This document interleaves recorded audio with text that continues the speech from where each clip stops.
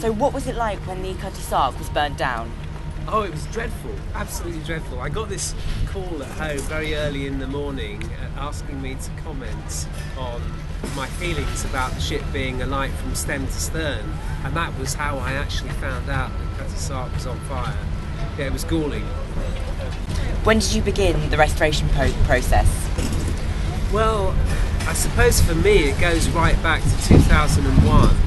The ship used to be owned by the Maritime Trust, which was an organisation set up by the Duke of Edinburgh to do for all things maritime what the National Trust was really doing for property. So it built up a huge fleet of ships, and the milk cow in effect for that fleet was the Cutty Sark. It was the only one that was generating any income. And then in the sort of late 80s they did some survey work on the ship and found that it was in danger of structural collapse, and so they started to plan an application to the Heritage Lottery Fund for a restoration project. Now that was actually turned down in 1999, and it was turned down because what they were looking to do was to replace the original fabric with new material, to literally restore it back to new. Whereas the current vogue is to try and retain as much of the original material as possible. So what happened, broadly speaking, was a new trust was formed specifically to look after this ship, the Cutty Sark Trust. And I joined it as the first chief executive in 2001 to plan the project and to raise the funds. So for me it starts in 2001, physically here on site. I'm rather embarrassed to actually admit, and I don't think I've ever done this publicly before, but we actually started the project on November the 5th, 2006. So there are lots of associations with fire. Not least, of course, that Cutty Sark is named after a poem written by birds. So what has the journey been like, and what did it involve? Well, it's been a roller coaster ride, lots of ups and downs. It really has been very rewarding on many occasions, not least that marvellous moment after we'd lifted the ship. But I guess being able to see Cutty Sark being broken down into its constituent parts, being properly conserved, being reassembled here on site has been an amazing journey, and if I haven't loved every minute, I certainly am enjoying it now. When will the Cutty Sark be reopened to the public? Well, our first day literally open to the public will be the 26th of April. There are a series of events that are happening throughout April, but we'll open our doors to the public on the 26th of April. Approximately, could you give a figure as to how many people you think will be attracted to the Cutty Sark over the Olympic period? Well, during the Olympics itself, we're not expecting to do a huge amount of business. I think the benefit from the Olympics will come afterwards. People are going to find it quite a challenge to get around London, and of course once visitors who have come to the games are in the Royal Park, the gates are literally closed. So I think it's going to be a mixed blessing. We're certainly anticipating doing a lot of event business during the Olympics, but it's very difficult to call at the moment how many people are going to come to Greenwich to sightsee, as distinct from come to Greenwich to physically go to the games. The ship was recently lifted so that I believe a museum explaining the ship's history could be added.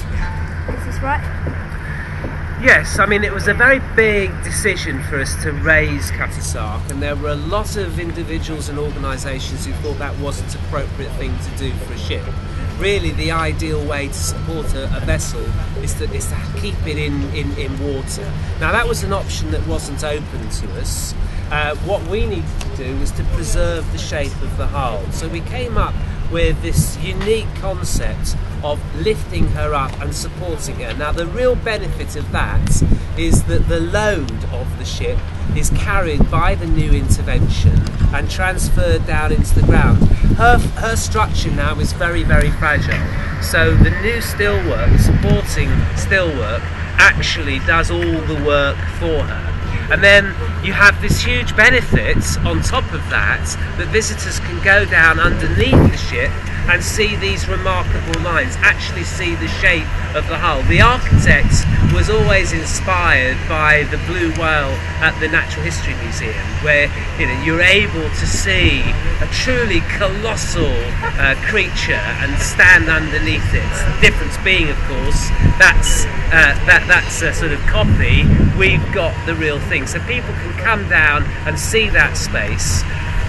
Part of the initiative for saving the ship back in the 50s was to commemorate it as a memorial to the merchant service. And what we're doing is creating our equivalent of the tomb to the unknown mariner. We have a sculpture commissioned by Maurice Lambert that's going to be recessed in the ground. We're putting in a new floor under the ship, so you actually be able to see this memorial under glass with the original wording engraved into the surface of the glass. But we've also got this huge collection of merchant figureheads. It's the world's largest collection, and we're going to have a choir of 83 figureheads on the north wall underneath Nanny, our own figurehead, up on the bow end of the ship, and they in effect become the sentinels for this commemorative plaque. So yes, during the day visitors will be able to celebrate Cutty Sark, the icon, underneath the ship, but in the evening we'll be able to hold events, so that you can come down here. We can do events for up to 450 people. We can do silver service dining for up to 320. So it's another means of generating income to support the ship and to ensure that we can maintain it in the future. Have the restoration costs remained within your original budget throughout the process?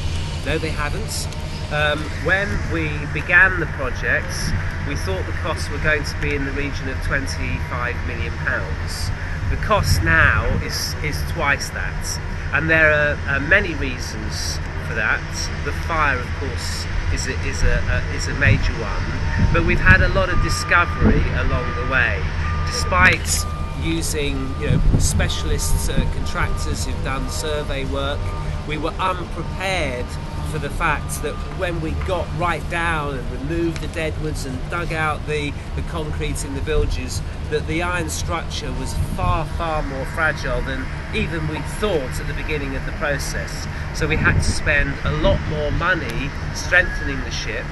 We also had a lot of problems in the ground, so that the dry berth that was built very shortly after the Second World War was frankly shot to pieces. I could physically put my hand into the wall when we dug down at the bottom for our basements, and it just wasn't a solid structure. So again, we had to spend a lot of time and effort strengthening the dry berth in which the ship was going to be suspended. So all of those things compounded to cause delay and to increase costs, and frankly on a project of this scale, it cost me, I don't know, thick end of £300,000 just to keep the site going without physically doing anything. So very quickly costs can go up.